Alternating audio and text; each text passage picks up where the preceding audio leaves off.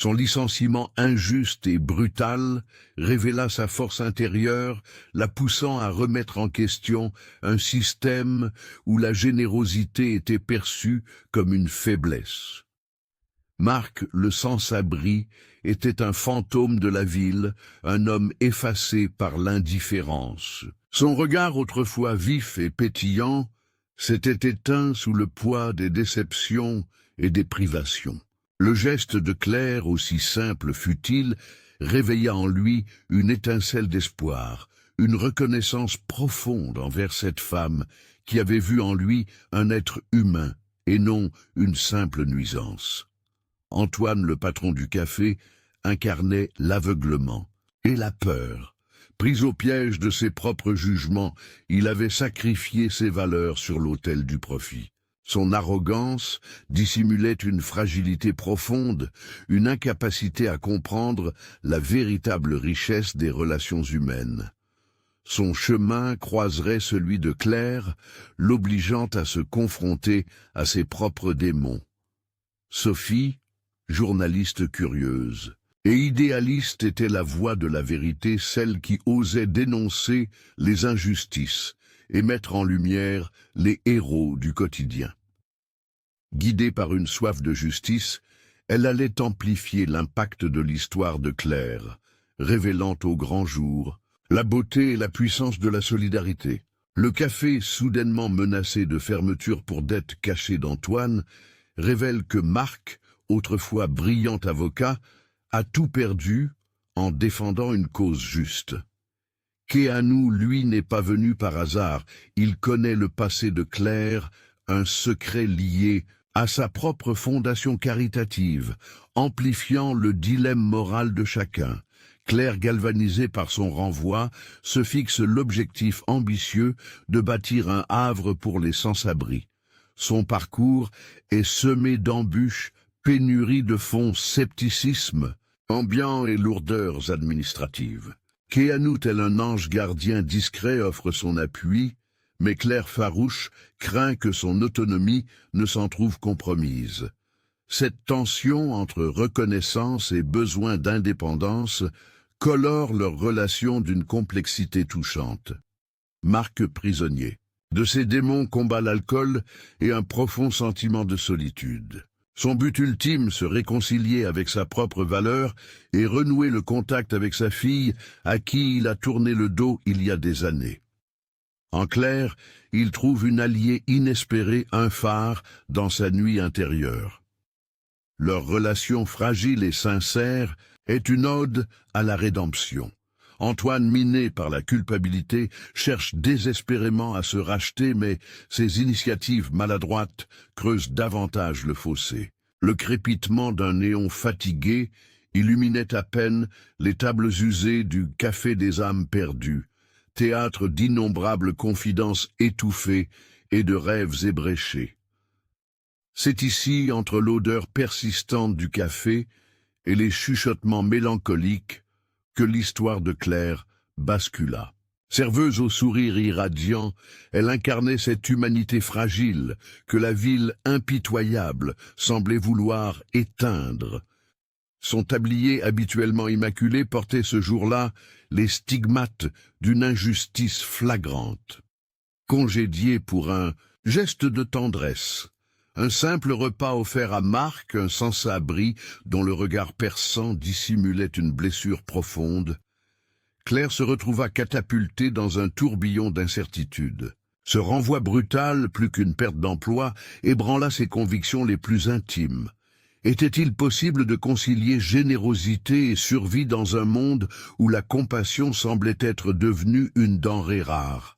L'arrivée soudaine de Keanu Reeves, figure énigmatique dont la réputation précédait la simple célébrité, perturba l'atmosphère déjà électrique du café. Son regard d'une intensité rare semblait transpercer les masques et déceler la vérité cachée derrière les apparences.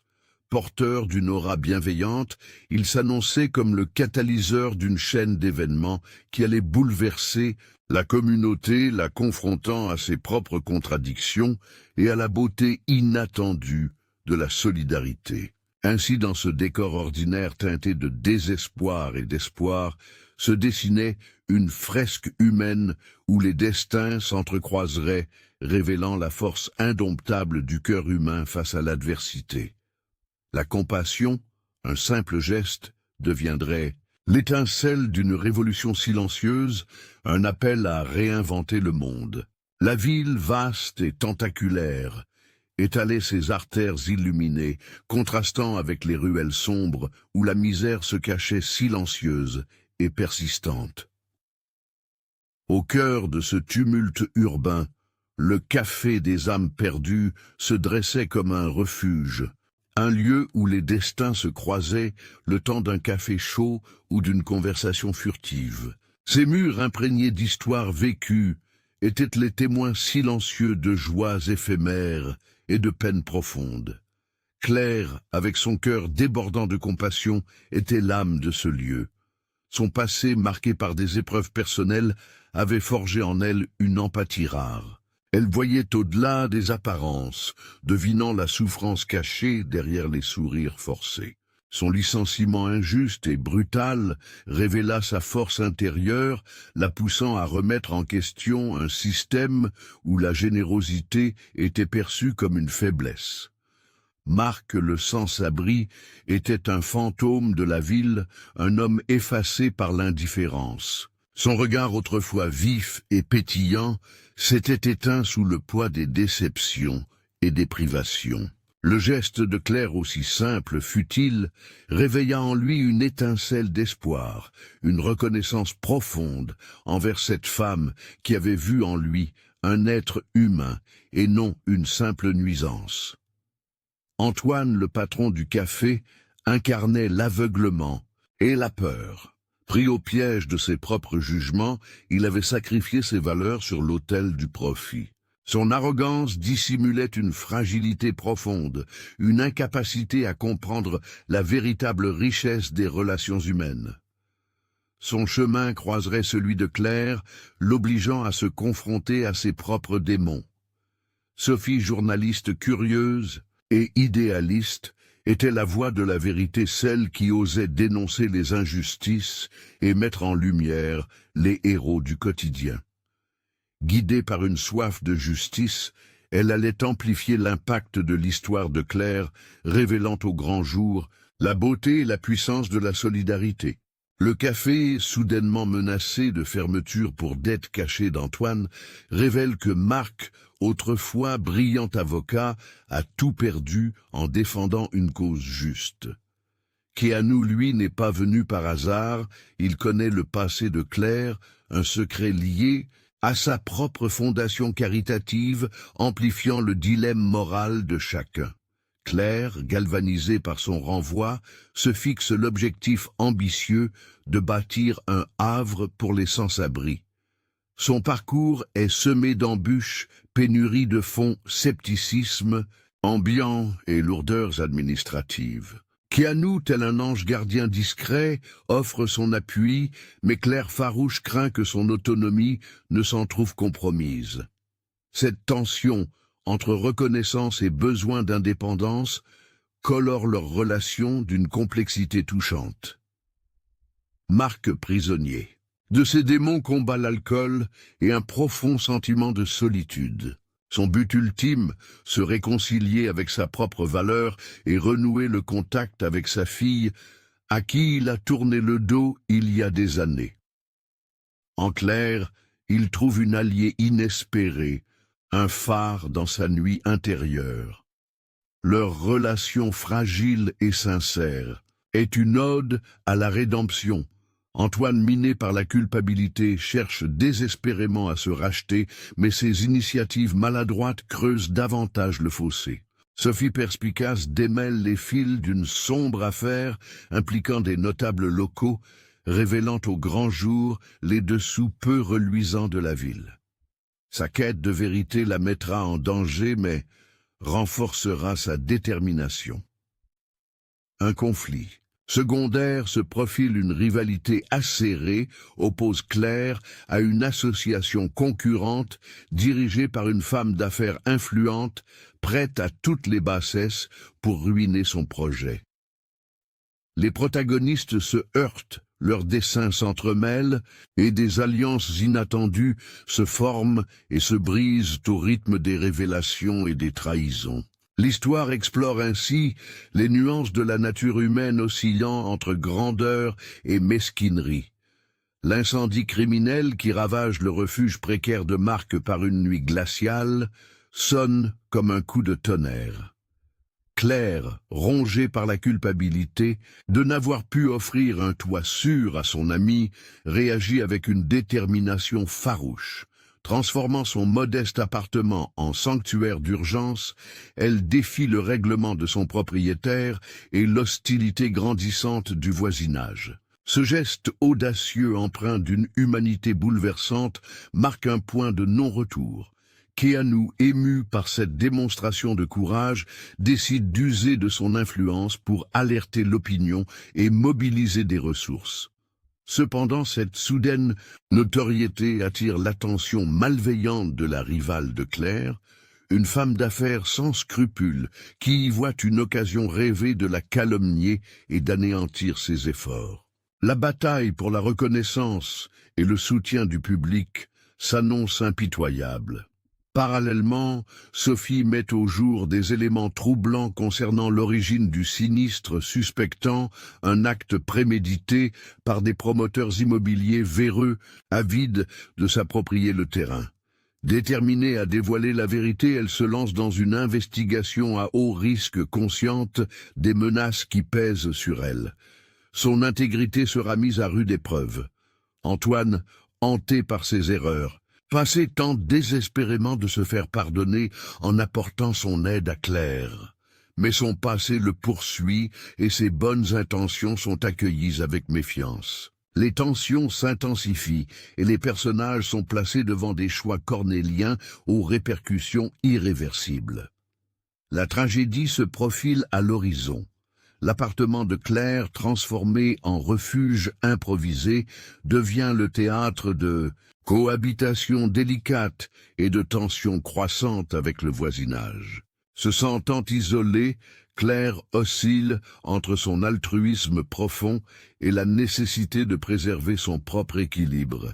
Sa détermination se forge, elle doit impérativement trouver un lieu d'accueil plus adéquat pour les sans-abri, un espace qui respecte la dignité de chacun. Keanu, cible d'une campagne de dénigrement orchestrée par certains médias et accusé de vouloir redorer son image, doute de sa propre légitimité. Il choisit alors de mener sa propre investigation sur les promoteurs immobiliers corrompus, bravant les risques pour sa carrière et sa sécurité personnelle. Sa motivation se mue en une croisade personnelle. Il ne s'agit plus seulement de soutenir Claire, mais de lutter contre un système injuste. Sophie, menacée et harcelée, est sur le point de jeter l'éponge, mais la découverte d'un témoin capital la pousse à persévérer malgré le danger. Elle comprend que l'affaire dépasse largement les enjeux immobiliers et qu'elle met en lumière des mécanismes de pouvoir bien plus vastes et insidieux. Sa soif de vérité devient une obsession. Antoine, malgré ses efforts sincères, reste marginalisé et ostracisé par la communauté. Sa rencontre fortuite avec Hélène, une ancienne sans-abri qu'il avait autrefois chassée de son café, est un véritable électrochoc. Cette confrontation bouleversante lui ouvre les yeux sur la réalité crue de la misère et l'incite à s'engager activement aux côtés de Claire, animée d'un désir ardent de rédemption. Un nouveau protagoniste entre en scène, Monsieur Dubois, un vieil homme solitaire et fantasque qui offre à Claire un local désaffecté pour abriter son refuge, mais en imposant une condition énigmatique. Ce mystérieux bienfaiteur cache-t-il un secret? La condition imposée par Monsieur Dubois se révèle être un fardeau inattendu. Claire doit restaurer une fresque murale cachée dans le local, une œuvre d'art controversée qui divise la communauté. Ce défi artistique met à l'épreuve sa patience et sa créativité, tout en ravivant d'anciennes querelles locales. Keanu découvre que les promoteurs immobiliers sont liés à une organisation criminelle internationale. Sa quête de justice le met en danger imminent et il doit faire un choix déchirant: protéger Claire et les sans-abri ou poursuivre son investigation au risque de tout perdre. Sophie, en obtenant des preuves irréfutables, se heurte à la corruption du système judiciaire. Elle est confrontée à un dilemme moral: publier son article et risquer des représailles, ou se taire et trahir sa conscience. La rivalité entre Claire et son opposante s'intensifie, atteignant un point de non-retour. Des sabotages et des manipulations se multiplient, menaçant la viabilité du refuge et la sécurité de ses occupants.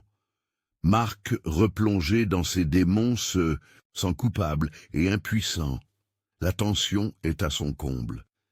Claire, touchée par l'histoire de Monsieur Dubois, artiste engagé autrefois persécuté, comprend que la fresque est un cri de résistance. Elle décide de la restaurer, mobilisant la communauté et transformant le refuge en atelier d'art. Ce geste attire l'attention des médias, galvanisant les esprits et réveillant les consciences. L'art devient une arme puissante. Keanu, pourchassé par les criminels, se cache auprès de Claire, lui confiant un secret bouleversant sur son passé et les raisons profondes de son engagement. Il est face à un choix cornélien: se rendre pour protéger ceux qu'il aime ou combattre jusqu'au bout pour dénoncer la corruption. Chaque option a un prix terrible. Sophie, malgré les menaces, publie son article, provoquant un séisme médiatique. Le scandale éclate au grand jour, mais la riposte des promoteurs est brutale. Ils menacent de détruire le refuge et d'anéantir les rêves de Claire. La confrontation finale est inévitable. Le destin de chacun est suspendu à un fil. L'espoir vacille, mais la flamme de la compassion brûle toujours. Antoine, métamorphosé par ses remords, témoigne publiquement contre les promoteurs corrompus, bravant les menaces et risquant sa propre vie pour protéger Claire et les sans-abri. Son courage inattendu sidère la communauté, mais ne parvient pas à dissuader les criminels plus déterminés que jamais. La rivale de Claire, confrontée à la noirceur des agissements de ses commanditaires, est rongée par un conflit intérieur. L'ambition et la conscience s'affrontent dans une lutte sans merci. Un choix crucial se profile aux conséquences irréversibles. Le remords, la consumer. Marc, terrassant ses démons, se révèle un allié inestimable, mettant ses compétences juridiques au service de Sophie pour confondre les promoteurs corrompus. Sa rédemption est en marche, mais le chemin est semé d'embûches. Le passé le hante, mais l'espoir le guide. Keanu, conscient de la menace imminente, organise une manifestation pacifique pour empêcher la destruction du refuge, symbole de solidarité et d'espoir. Mais les promoteurs, obsédés par leurs intérêts, envoient une milice privée pour semer la panique et intimider les manifestants. La violence éclate, mettant en danger la vie de Claire et des réfugiés. Le sang va couler. Monsieur Dubois, dévoilant un lien surprenant avec l'organisation criminelle, propose un témoignage explosif qui pourrait faire basculer le cours des événements. Mais a-t-il réellement tourné le dos à ses anciens complices ou s'agit-il d'une ultime manipulation? Le doute subsiste.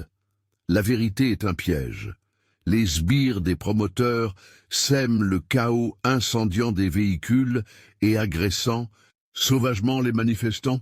Keanu, blessé en protégeant Claire, réveille des sentiments enfouis. Elle est déchirée: sauver le refuge ou veiller sur Keanu entre la vie et la mort. Le choix est impossible, la douleur insoutenable.